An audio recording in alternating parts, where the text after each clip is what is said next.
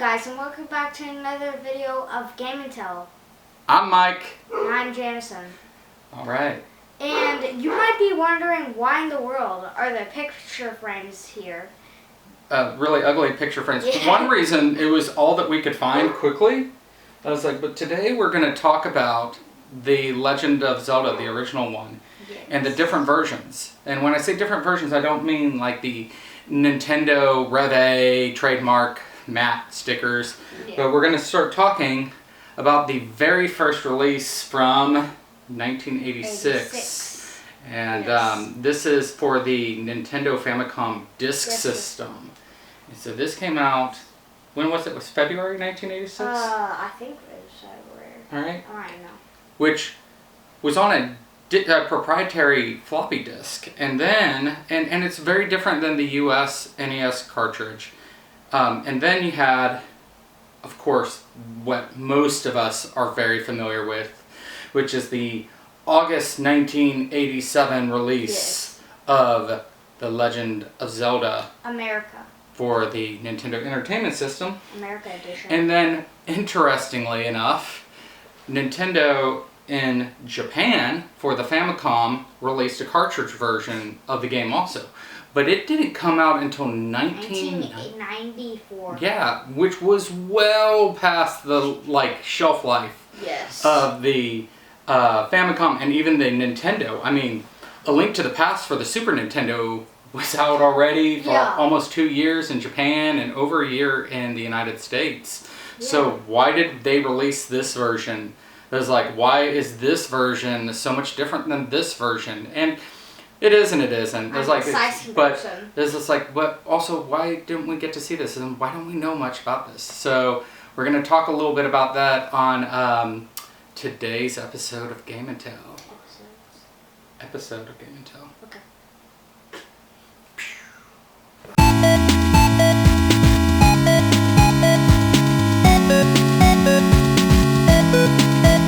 Alright, so the very first thing we're going to talk about, the Hyrule Fantasy, The Legend of Zelda. So the game, first off, the name of the game is actually different. It was the Hyrule Fantasy, The Legend of Zelda.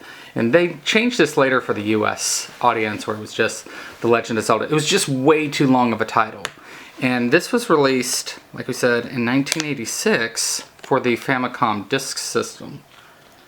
So the Famicom Disk System was a peripheral for the original Nintendo Famicom, and it offered a few advantages. It's like, so first off, it was an attachment that you added onto your Famicom. It plugged into your cartridge slot, and it used, like I said, it used the, I'm going to pull this out slowly. I don't actually have a sleeve in this one. I have a few copies of the game, and apparently I grabbed the one that didn't have a sleeve. And it used these proprietary floppy disks, and they actually, and you can kind of see this here, how you can see on the I and the N, how they're deeper than on the remaining letters. They're at different heights, and that was actually the way that they did anti-theft and anti-piracy. So these were and there's two sides, and the cool thing about these cartridges is they were rewritable. So they actually had machines, and you could, if you were bored with the game, you could actually take these into a store, and you could pay a certain amount of money in yen, and then get another game written over the entire cartridge. Some of the games were small enough that they actually could support one game on one side and another game on the other. And that kind of makes buying these on eBay fun, is because like I bought a Mario, and on one side it had Super Mario Brothers, and on the other side it had Super Mario Brothers 2. I bought another one, and it had F1 Racer on one side, and then on the other side it had a volleyball game. And so that was kind of interesting. Yeah. But the advantage of the disk system was it had a different sound processor. Yeah. So the sounds were like totally different from the US version. Yes. And also you could save your full entire game. Correct. And so that was a cool thing about the disk system, is that better sound processor. So you would load your game, but since there was an off-board sound processor on the peripheral itself, it could play enhanced music. So when you listen to to the Japanese Disk System version compared to the cartridge version, the sounds are totally different and they're much cooler. Like we'll put some sounds in here so you can kind of hear the difference.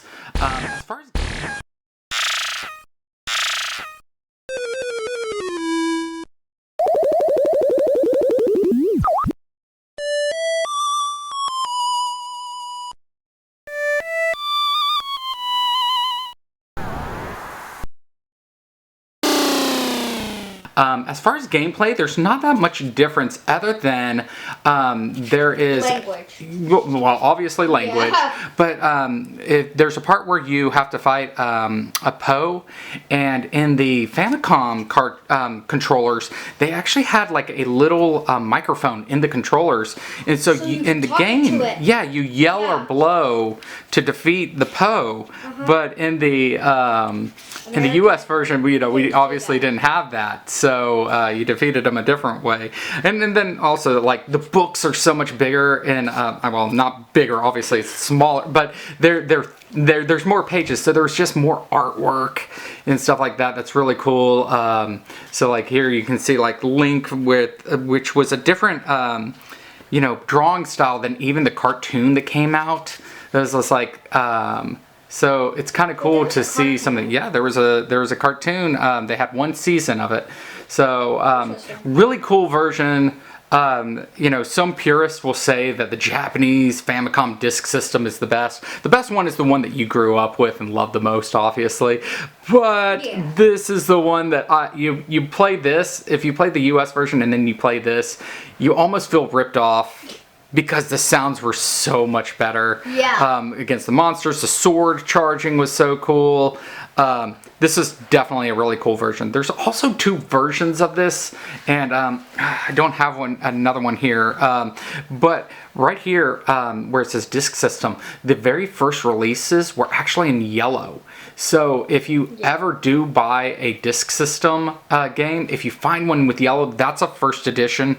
They do seem to be considerably rarer, considerably being kind of objective here. Looking on eBay, it looks like 1 out of every 3, 4, maybe even 1 in 5 has the yellow, while the rest of them are white. Don't but we get a yellow? We do have a yellow. We have a yellow, and we have a white one, and we have a couple. We have one graded one, and then one that seems sealed. So maybe we'll talk about that in the sealed cartridges, because I have one that it's weird because it's obviously sealed, and you can take a UV light. So if you look at the back of the cartridge, you can kind of see the sticker here, and you can kind of see some void.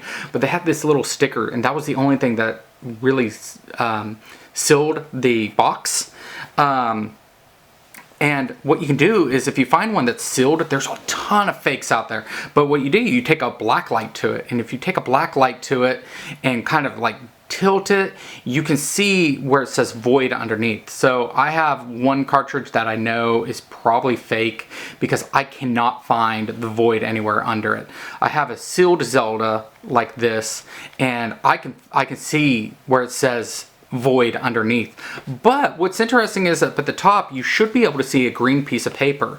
I've read that not every version, especially the very first ones, did not have that green piece of paper, but I've never seen one graded that is missing that green piece of paper, and mine is missing a green piece of paper. So I don't know. So if anybody knows anything about that, fill me in, because I haven't sent it to get graded because I'm afraid it's going to come back and they're going to be like, it's been resealed, but it says void, so it's very weird. And then also I don't see any fibers or anything that shows that it's actually been touched. There's no oil spots, nothing. Everything else makes it look like it's totally legit. We're getting way off topic here, but I would love to talk about the Famicom sealed and disk system games. So moving along. So then we have Legend of Zelda 2. We have no, not the Legend of Zelda 2. Well, we have the Legend of Zelda for the NES. Now this is also an open version here, so I don't have a sealed version of this game, unfortunately. That's one of the many reasons why I like the Japanese stuff. They're way cheaper, and you can find the sealed stuff there relatively inexpensive. So this is the one that most people are very familiar with. There's several variants on the box. You know, there's the Rev A cartridge that came out the first year in '87, and then in '88 they're all non-Rev A. And so, looking at this, also there's many different cartridges. There's the gold cartridge, which you know, is for the first releases, and then later when it became a great seller, they had the gray cartridge, and then there's also a yellow cartridge out there, and that one's incredibly rare. There's also a variant on the Famicom Disk System. There was a promotion that they did with a ramen noodle company out of everything, and those cartridges, there's not many of them. I can't even remember. I was like, we'll have to look it up, but I think like 1,000 of them were made, and so they're incredibly rare. They're obviously, you gotta be real careful of like fake ones. So, but just kind of interesting. So my map here is in pretty rough shape, but this is the US version that we're all really familiar with, and obviously just a classic. So Jameson, give us some facts about the developer Shigeru Miyamoto. So Shigeru, I can't even pronounce his name. You'll get there. It's hard to say some names that you're not familiar with like that, you know. Yeah. Shigeru Miyamoto. The person who created Zelda went into a cave. And that's kind of like how the backstory of Zelda was like created. Yeah, he wanted to create a fantasy game. He actually was really influenced by the Lord of the Rings books. Oh, really? And he wanted to create a game that was kind of similar to the fantasy style, and came out with this game. Obviously, this one is the Legend of Zelda. It doesn't say the Hyrule Fantasy, but yeah. So he developed this game. Obviously, he developed Super Mario Brothers, Pikmin, you know, Donkey Kong.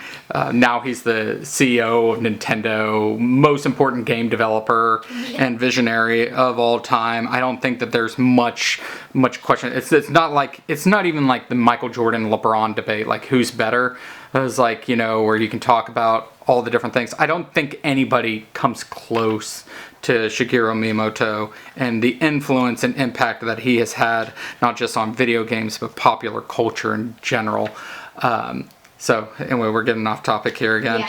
So, but yeah, so that was you know, that was really interesting how he was, you know, trying to create his own fantasy game and everything like that.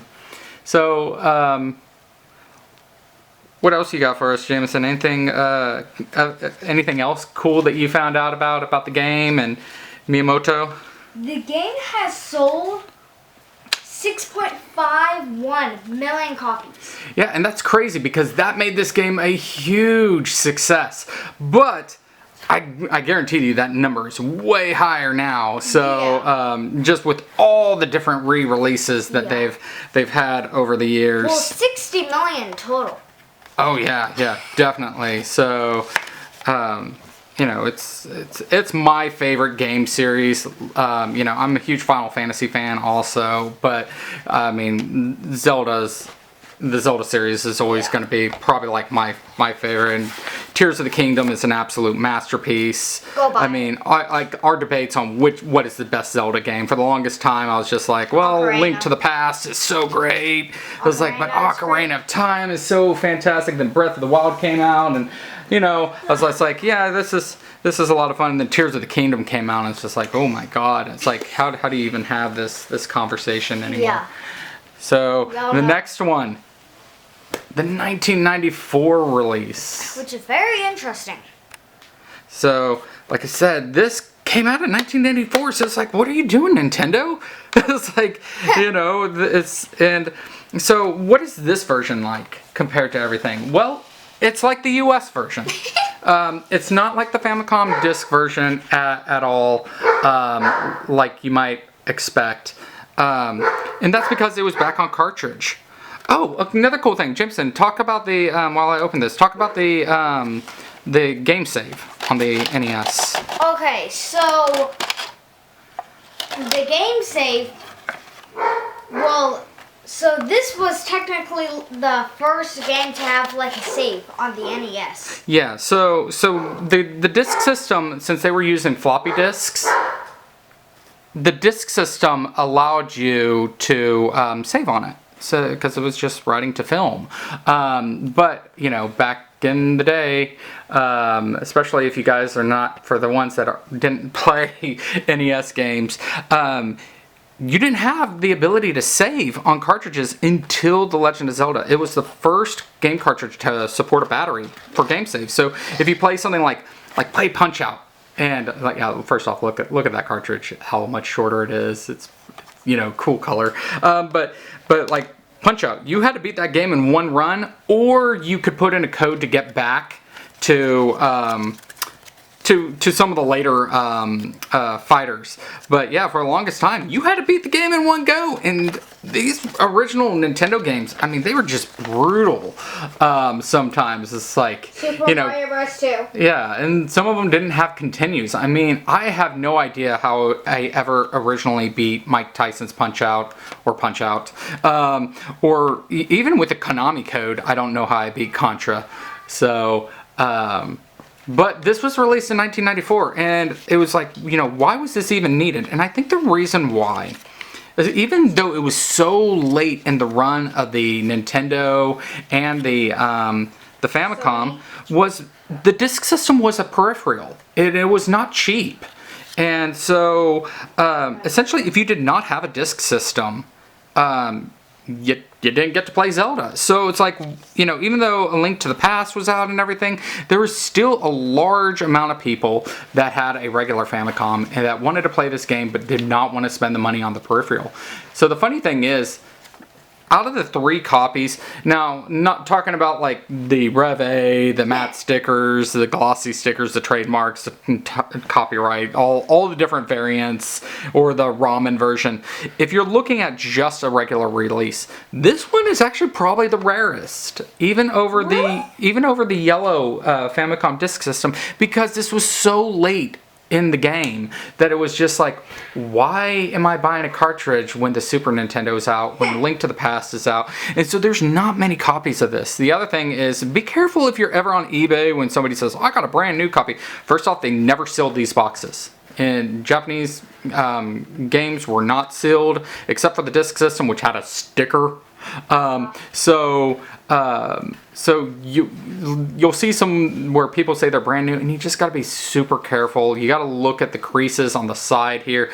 I don't like to even try to buy when people say I got a brand new Disk System one, because you don't know if somebody was just super careful opening it, and you're just going to pay a ridiculous amount of money for one of those, and it just does not make sense. I like to, you know, I obviously have some rare games, some sealed ones, but even the box stuff is like, some of this stuff is rare, but I'd rather, I mean, you can find these, box shape is everything, obviously, and then getting all the manuals. I don't have registration cards with this one, which is a shame, but you can still get something like in this shape for probably like $120 to $150-ish for a box like this. You might get lucky and find one for $80 with $20 shipping. But, you know, to me, this is much cooler to collect and be able to look at like the, you know, the manuals, and, you know, even like look at the box art. The box art is so much cooler on the US releases. I mean, you know, let's be honest here. Which one looks cooler? It was like Hyrule in the background and Link on the box, or, you know, a shield. And the shield is cool, don't get me wrong, but that's a better box. So, I mean, that's one reason why the Japanese stuff is kind of cooler. We, you know, it's like we got a lot of cool stuff in the US, but man, Japan got so much cooler stuff back in the day. So, got ripped off. yeah, I feel like there's so much that we can talk about. I'm going to put a link to the cutting floor, which talks about the differences in each game. Go to that website, read it. It's fascinating. You're going to learn more reading that website than us talking at you. But we're going to call it right here. And, you know, hit us up in the comments. Let us know what you think. we're still new to this, so we're still trying to figure out how we're trying to do this. We're trying to get better and post more often. But let us know what you think of this video. Let us know what you know about Zelda that we didn't talk about, or if we said something wrong. There's a very good chance we could have said something wrong here. About the box art. Yeah, yeah. Anyway, thanks for watching. And subscribe, smash it. Yeah, smash that subscribe button. All right. I'm too poor. Out.